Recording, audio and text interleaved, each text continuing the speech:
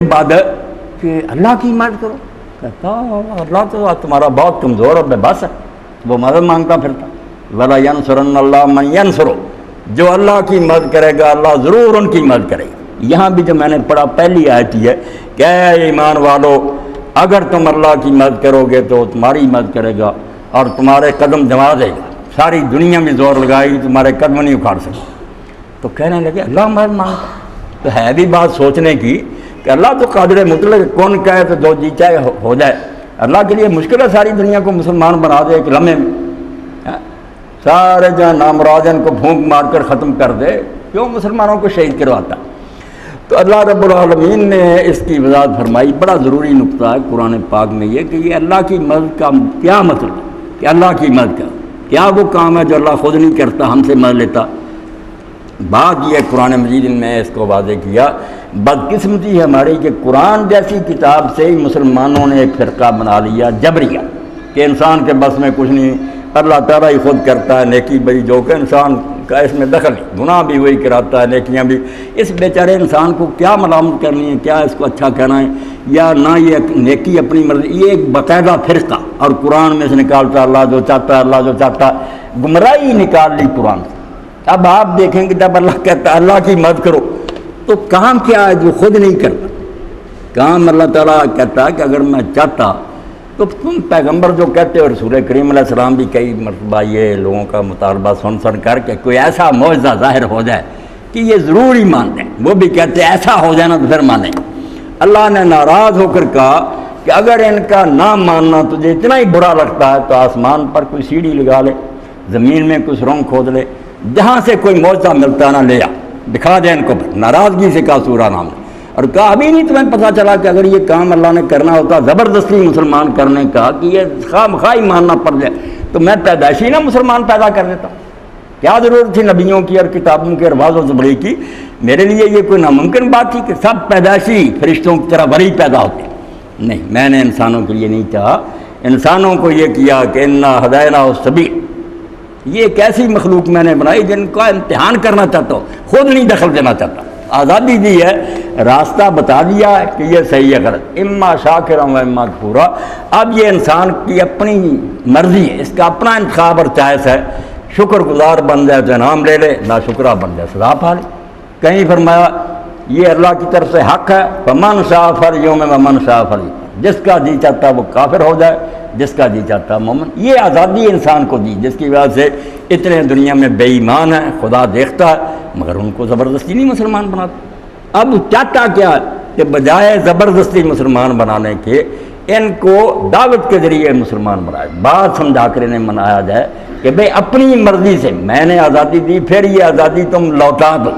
اس کو کہتے ہیں اسلام، کہ دوبارہ اللہ کو واپس کر دینا کہ تو نے تو ہمارے پر چھوڑ دیا کہ ہم چاہے زنا کریں چاہے نکاح، مگر ہم اپنی مرضی سے یہ آزادی ختم کرتے ہیں، تیری غلامی کا پٹا گردن میں ڈالتے ہیں۔ یہ ہے آزاد مرضی سے نظام اسلامی کی اطاعت کا ہے جس کو اسلام کہتے ہیں۔ اللہ یہ چاہتا ہے کہ زبردستی ہوا پھر میں کیا انعام دوں گا تمہیں اور کیا سزا، پھر تو جیسے دوسرے زمین آسمان سورج چاند ستارے کہ وہ بھاگ رہے ہیں جیسے میں انہیں دوڑا رہا ہوں، ان کی نہ کوئی نیکی ہے نہ اس میں کوئی برائی ہے۔ انسان کو اگر ایسے کر دوں، اسی لیے علامہ اقبال کہتے ہیں کہ یہ ظالم جنہوں نے مسلمانوں میں تقدیر کا عقیدہ ان معنوں میں پھیلا دیا کہ انسان کے بس میں کچھ نہیں، بس اللہ کرتا نا، یہ گھڑا کیوں؟ یہ بھی ان سیاستدانوں نے گھڑا، یہ دین سے نہیں، انہوں نے دین تو بعد میں بیچارہ پھر خادم کی طرح حاضر ہو جاتا اور ہاتھ باندھے کہ کوئی آیت حدیث نکال لو اپنا الو سیدھا کرنے کے لیے، پہلے دین نہیں گمراہ کرتا، گمراہ خود ہوتے نا۔ جب ظلم کی یہ پہلی صدی میں کہ خانوادہ رسول شہید کر دیا گیا، مدینہ میں تو رسول 3 دن کے لیے لوٹا گیا اور ان گن صحابہ اور تابعین قتل ہوئے، بیت اللہ شریف جلا دیا گیا تو عالم اسلام میں ہلچل مچ گئی، دنیا کانپ اٹھی کہ یار یہ عجیب قسم کے کلمہ کو مسلمان ہیں جنہیں ان 3 چیزوں سے بڑھ کر کوئی قابل احترام شہر نہیں مسلمانوں کے لیے، رسول اللہ کا خاندان ہے، حضور کا شہر ہے، بیت اللہ ہے۔ تو پھر انہوں نے مولویوں سے کام لیا کہ تم کہو یار ان کے بس میں کیا، اللہ نے ایسا ہی لکھا تھا، ان کی تقریر میں یہی تھا، یہ یزید حجاج بیچارے کچھ نہیں، یہ تو نا بس پتلیاں نچا تو اللہ رہا، یہ گھڑ لیا عقیدہ۔ اور یہ بات جب حضرت امام حسن بصری رحمۃ اللہ علیہ تک پہنچی، سب سے پہلی بحث جو اسلام میں چھڑی ہے نا عقیدے کی، وہ جبر و قدر کی، سیاست کی بنا کہ انسان مجبور ہے یا مختار. تو امام حسن بصری رحمۃ اللہ نے فرمایا کذب داؤد، یہ اللہ کے دشمن جھوٹے ہیں، بکواس کرتے ہیں، جرم خود کرتے ہیں، اللہ کو بدنام کرتے ہیں. تو یہ عقیدہ جبر ہے. تو اللہ نے جبر کی نفی کی کہ جبر اگر میں نے کرنا ہوتا، اور بات بڑی ٹھوس کہ اللہ تو نیکی کو پسند کرے یا وہ خود بدماش ہے معاذ اللہ. اللہ خیر ہے نا. تو فرمایا وَلَوْ شَاءَ لَهَدَاكُمْ أَجْمَعِينَ، اگر اس نے اپنی مرضی کرنی ہوتی تو تم سب کو ہدایت پر چلاتا، برا کام نہ کرنے دیتا. پھر برا یا مانو کہ خدا خود برا، وہ برائی کو پسند کرتا، کافر مرو. اور اگر مانتے ہو کہ وہ برائی سے نفرت کرتا، اللہ تعالیٰ لا یرضیٰ لعباد الکفر، اپنے بندوں کے لیے کفر اس کو پسند نہیں ہے. تو جب پسند نہیں ہے تو پھر وہ خود کرائے گا. تو فرمایا کرائے ہو کیوں رہا؟ اس لیے کہ وہ مداخلت نہیں کر. جو آزادی دی ہے نا، کہتا کر لے، نولی ما تولی، جدھر دفاع ہونا چاہتا ہے میں راستہ چھوڑ دیتا، چلا جا. یہ قرآن پاک میں جب آ جاتا ہے کہ اللہ تعالیٰ جس کو چاہتا گمراہ کرتا، تو گمراہ ترجمہ کر دیا. اس سے بھی ان کافروں نے فائدہ اٹھایا. بہرحال کہہ رہا تمہارا خدا خود بے ایمان ہے جو لوگوں کو غلط راستوں پر چلاتا. اب گمراہ کا معنی کیا ہے؟ یہ معنی جو ہے نا کہ شیطان گمراہ کرتا، وہ اور گمراہ کرنا. اللہ کا گمراہ کرنا کیا کہ وہ راستہ چھوڑ دیتا. اگر کوئی بھٹکنا چاہتا ہے وہ آگے رکاوٹ نہیں جاتا، چل دفعہ ہو جا، جدھر جاتا ہے دھکے کھاتا. پھر یہ تخلیہ کہ چھوڑ دینا راستہ کہ جو تو کرنا چاہتا کر لے، ورنہ اگر چاہے روک تو سکتا، مگر روکے تو پھر خود دی ہوئی آزادی پر پچھتائے کہ میں آزادی کیوں دے بیٹھا ہوں. کہتا ابلیس نے جب یہ چیلنج کیا کہ تو دیکھے گا کہ سوائے چند تیرے مخلص بندوں کے باقی سب کو میں اپنے پیچھے لگا دوں. تو اللہ نے پورے جلال کے ساتھ کہا کہ تو یہ کام کر لے، الحق والحق کو، ٹھیک ہے، اور میں بھی تجھے سچی بات کہتا ہوں کہ تو اور جتنے تیرے پیچھے چلیں گے سب کو جہنم میں جاؤں دوں گا. میرا کیا بگڑے گا؟ ساری دنیا کافر ہو، میری حکومت کا رکھنا اٹھ لے، دوزخ میں چلے جائیں. تو روکتا نہیں، جدھر جانا چاہتا ہے. اب مگر یہ بھی پسند نہیں کرتا کہ میرے بندے جہنم میں جائیں. تو بجائے جبر کے راستہ پھر دعوت کا اختیار کیا کہ ان کو سمجھایا جائے، کتابیں اتاری جائیں، عقل دی ہے، ساتھ سمجھانے والے اتارے، نبی یا رسول بھیجے، ان کے ساتھ مبلغ اور عالم بھیجے. تو یہ ہے اللہ کی مدد کہ اللہ لینا چاہتا ہے یہ کام کہ لوگ نیکی کی طرف آئیں، جبر نہیں کرنا چاہتا. اب نیکی کی طرف آنے میں لوگوں کو دعوت دینے کی ضرورت ہے. غافل پڑے ہیں، سوئے پڑے ہیں، دنیا کے دندوں میں غرق ہو گئے. تو کچھ تو ایسے اٹھے جیسے محکمہ صحت ہوتا ہے، یہ ڈاکٹر زارہ طبیب ہیں، سارے لوگ معالج نہیں ہیں، مگر ایسے ہوتا ہے کہ ایک طبقہ تو اللہ نے پیدا کیا نا کہ لوگ بیمار ہو جاتے ہیں، علاج کے لیے ہیں، کلینک کھولے ہوئے ہیں، اسپتال. ایسے ہی فرمایا ایسا گروہ رہنا چاہیے نا پھر، جو لوگوں کو جب وہ غرق ہو جائیں اور بالکل مادیت میں وہ ڈوب جائیں تو انہیں جھنجھوڑیں، خبردار کریں. یہ انذار ہے.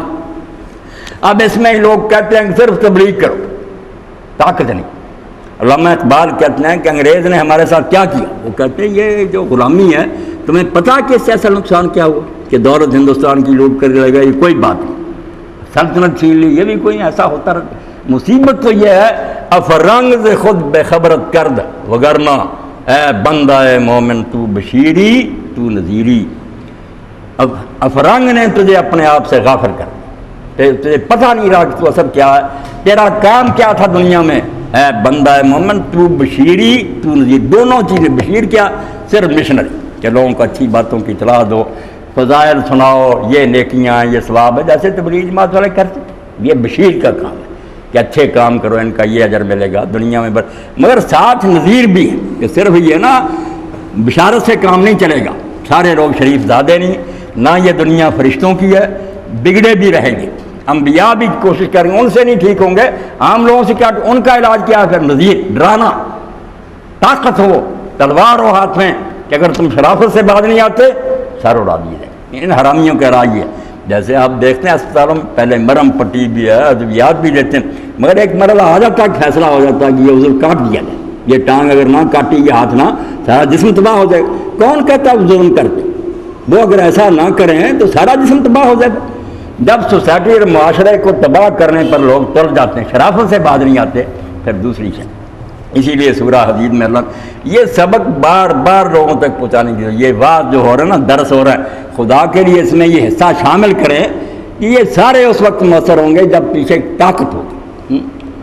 اب جب یہ غامدین نے لکھا بات تو میں بھی کئی بار کہتا ہوں، مگر کیسے کریں؟ کہ جمعہ کا خطبہ یا عید کا خطبہ سوائے حکمران کے اور اس کے نمائندے کے کسی کا حق نہیں. یہ اجتماع جو ہے حق میں وقت کو خود آنا چاہیے کہ وہ نماز پڑھائے اور خطبہ دے یا اس کی طرف سے کوئی مقرر کیا عامل. اصل اسلامی نظام تو یہی تھا. مگر جب یہ ان کم بختوں نے سب کو چھوڑ دیا، دور غلامی میں سب کو لٹ گیا، تو پھر اس کا آلٹرنیٹو یہی سوچا کہ ان خبیثوں کو تو ضرورت نہیں، چلو اپنی طرف سے کوئی بندوبست کر لیں. یہ ہم اپنے طور پر امام اعظم بن گئے، ٹھیک تو نہیں تھا. یعنی نظام اسلامی کے بغیر کچھ بھی نہیں رہتا. سرحدوں کی حفاظت حکمران نے کرنی ہے، حدود اس نے نافذ کرنی ہے، غریبوں اور یتیموں کی پرورش کا بندوبست اس نے کرنا. اللہ کے رسول علیہ السلام اعلان فرماتے تھے کہ جو مرے اور جو چھوڑ جائے اس کے وارث سنبھالیں، اور اگر وہ مرے اور قرضہ چھوڑ جائے اور قرضہ ادا کرنے کے لیے کوئی چیز باقی نہ ہو تو میں ادا کروں گا. بیت المال دے گا. وہ اسلامی حکومت سے کہہ کہ یہ مسئلہ ہے ہم اس کو دیں گے تھا. اس لیے حکمران جو دین اس کے بغیر کوئی چیز. تو اللہ کی مدد جو کہتا ہے نا اللہ کی مدد کرو گے، وہ یہ ہے اللہ بے بس نہیں ہے، وہ سب کچھ خود کر سکتا. مگر کہتا میں دیکھتا ہوں کہ تم اللہ کی مدد کرتے ہو. جو اس کا مشن ہے کہ لوگوں کو زبردستی نہیں پیدائشی ولی بنانا، سمجھا بجا کر دین کی طرف لانا، اس کام کے لیے تم میرا ساتھ دیتے ہو نبیوں کے ساتھ. اسی لیے کہیں اس کو اللہ کی مدد کہہ دیا، کہیں رسول کی مدد کہہ دیا. اللہ تنصروہ فقد نصرہ اللہ. اللہ نے کہا اگر تم رسول کی مدد نہیں کرو، کیونکہ رسول کو اللہ سے الگ تو نہیں ہے، اس کا بندہ ہے، مگر بات تو وہی کہتا جو اللہ کہتا.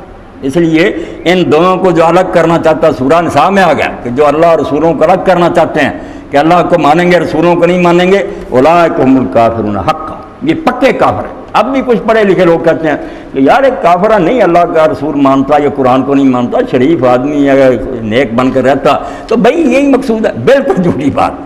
میں شرافت اور نیکیاں نہیں اللہ کو چاہیے، صرف وہ نیکیاں چاہیے جو آدمی اس طرح کرے کہ یہ میرے اللہ کا حکم. یہ کرے گا نا قربتاً، اللہ نے کہا میں کر رہا ہوں ثواب ملے گا. روزہ کو رکھتا ڈاکٹر صاحب نے تجویز کیا فاقہ کیا کرو پیٹ ٹھیک ہو جائے گا، کوئی ثواب نہیں ملے گا. اگر رکھے گا کہ اللہ کے رسول نے کہا کہ جمعرات سوموار کا روزہ جو ہے اس میں یہ ثواب ہے، یہ نیت کرے.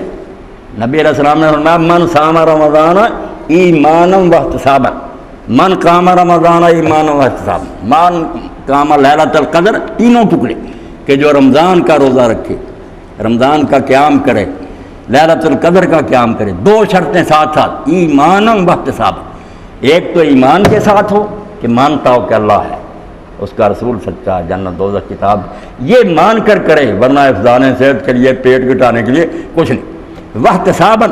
اور دوسرا یہ کہ جب اس کام کے لیے اٹھے تو پوری طرح جائزہ لے کہ یہ کام میں کیوں کرنے لگا. لوگوں کی ملامت سے بچنے کے لیے، دکھاوے کے لیے، لوگوں کو مرید بنانے کے لیے، یا صرف اللہ سے ثواب حاصل کرے. فرمایا جو ایمان رکھتے ہوئے اور ثواب کی نیت سے کرے گا اس کے گناہ بخشے جائیں، باقی سب بیکار اور ضائع. تو اللہ تعالیٰ نے جو یہ اصطلاح استعمال کی قرآن میں کئی جگہ آتی کہ اللہ کی مدد کرو، یعنی رسول کی مدد کرو. رسول کی مدد کیا دین. تو اللہ نے سورہ توبہ میں کہا کہ جو سمجھتا نا ہم نہیں مدد کریں گے تو ہمارے بغیر کام اٹکا رہے گا، نہیں، تم اپنی منزل کھوٹی کر رہے ہو، وقت ضائع کر. چانس تھا کہ اللہ کے دین کی مدد کے لیے قدم اٹھا دیتے. صرف تمہارا کام قدم اٹھانا، پہلا قدم اٹھاؤ، آگے نہیں تم سے کچھ بھی ہوگا. آگے جو کچھ کرنا اللہ نے کرنا ہے وہ مدد کرے گا. اگر تم اللہ کے دین کی مدد کرو گے، یعنی اعلان کر دو گے ہاں ہم اس کام میں لگ گئے ہیں، اپنا پیسہ مان دان لگائیں گے، باقی پھر اللہ مدد کرے گا اور تمہارے قدم جما دے گا. ایسی انہونی مدد ہوگی تم سوچ بھی نہیں سکتے کہ تھوڑے سے یار تختہ اٹھے. تھوڑے ہی اٹھتے ہیں اور تختے اٹھ دیتے ہیں. ایک آدمی اٹھتا ہے. عیسیٰ علیہ السلام آئے، اسرائیلی سب گمراہ تھے، رومی حکومت پوری طرح سب غالب تھی، شروع کر دی. بڑا انہوں نے زور لگایا، لٹکائے، اور یقین جانے جو حواریوں کے ساتھ گزرا اور بعد میں کئی صدیاں عیسیٰ علیہ السلام کی امت کو پیش آیا، ہم سوچ بھی نہیں سکتے. بیچاروں کو آگ میں جلایا گیا، کنگھیوں سے ان کے جسموں سے گوشت اتارے گئے. اور روم میں جہاں سب سے بڑا گرجا رہتا نا پوپ، تو سینٹ پیٹر پترس کو کہتے ہیں سینٹ پیٹر، یہ شمون ساسرینا، یہ حضرت مسیح صلی اللہ علیہ السلام کا سب سے بڑا شاگرد. اپنے بعد انہیں کہا تھا کہ تو امت کا چرواہا ہے، یہ بھیڑیں تیرے حوالے ہیں. یہ حضرت شمون پترس کو جب انہیں عیسائیوں نے چھوڑ دیا، سینٹ پال بے ایمان داخل ہو گیا، اس نے دھوکہ دیا. یہودی نے پہلے قتل کراتا پھرتا تھا. مجھے مسیح علیہ السلام نے مکاشفے میں سمجھایا 6 سال عیسیٰ علیہ السلام کے جانے کے بعد شہر عیسائیوں کو قتل، مگر ڈھونگ رچا لیا کہ نہیں اب تو میں بدل گیا، مسیح علیہ السلام اب ملے ہیں مجھے، روح ان کی، مجھے حقیقت انجیل کی. اور شمون روتا رہ گیا کہ عیسائیوں یہ منافق ہے، بے ایمان ہے، مگر سب ختنہ ختم، قربانی ختم، نمازیں ختم، شریعت ختم، عیسیٰ علیہ السلام خدا کا بیٹا، ایک نیا ہی ڈونگر چالی۔ اب یہ عیسائیت نہیں، پولوس کا دین ہے، پولوسی۔ تو شمعون پطرس کو جب صلیب دیا گیا، میں ایک واقعہ سے جب اللہ کہتا ہے کہ حواریوں کی طرح ہو جاؤ، کہ جب اللہ نے کہا اللہ کے دین کے مددگار بن جاؤ، انہوں نے کہا ہاں اللہ کے دین کے مددگار۔ حوالہ دیا اللہ نے کہ رسول اللہ کو ماننے والوں وہ بنو جو حواریوں کو کہا گیا تھا کہ اللہ کے دین کے مددگار بنو۔ کس طرح بنے؟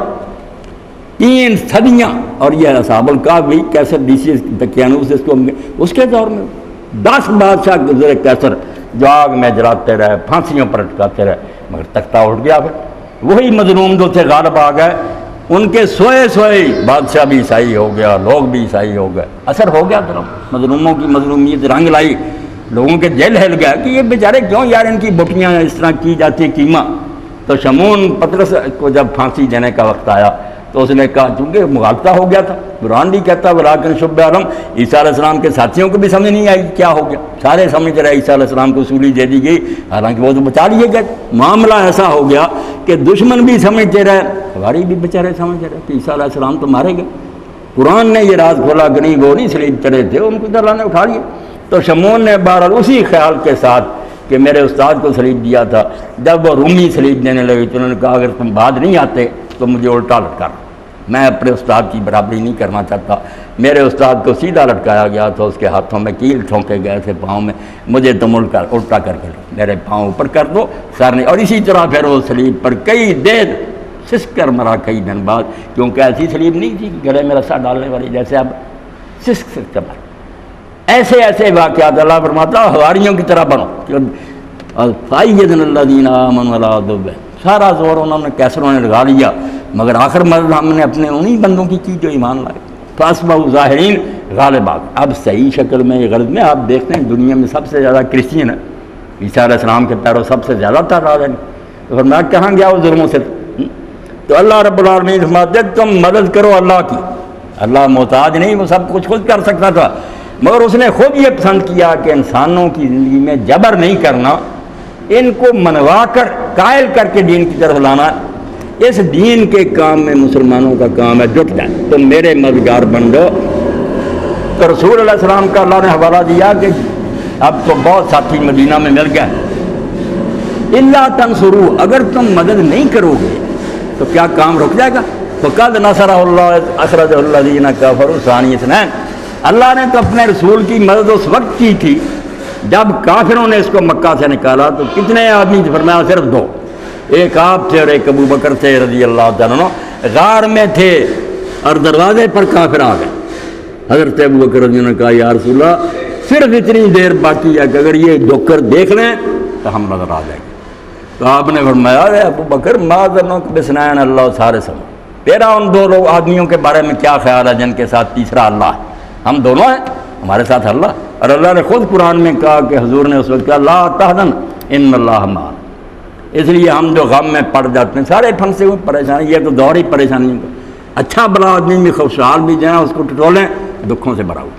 تو علامہ اقبال نے حوالہ دیا کہ دیکھو جب صدیق اکبر پریشان ہوئے تھے، اے کہ در زندان غم باشی اسیر، اے بندے جب تو کبھی غموں کے قید خانے میں جکڑا جائے، پریشانیاں گھیر لیں، اب از نبی تعلیم لا تحزن بگی۔ تو نبی سے وہ سبق سیکھ جو غار میں آپ نے ابو بکر کو دیا کہ لا تحزن، فکر نہ کر اللہ ہمارے ساتھ۔ اللہ ساتھ ہوا، کافر ناکام لوٹ گئے، حضور بڑی عزت استقبال کے ساتھ نکلے۔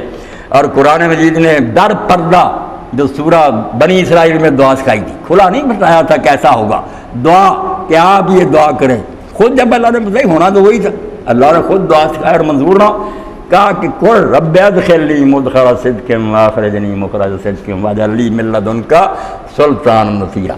مکہ میں معراج کے بعد کہ اے رسول تو دعا کر رب ادخلنی مدخل صدق، کہ مجھے داخل کرنا جہاں تو لے جا رہا ہے، عزت کے ساتھ داخلہ، شاندار استقبال ہو میرا۔ یہ پہلے ذکر کیا، حالانکہ پہلے ذکر تو نکلنے کا کرنا تھا نا، مکے سے نکلنا وہ بعد میں، فرمایا نہیں پہلے کہہ ادخلنی مدخل صدق، جہاں تو مجھے لے جائے گا وہاں میرا داخلہ شوکت کے ساتھ، احترام کے ساتھ۔ واخرجنی مخرج صدق، اور مکہ سے نکالے تو بے آبرو ہو کر نہیں، ذلیل و رسوا یہاں عزت کے ساتھ نکال۔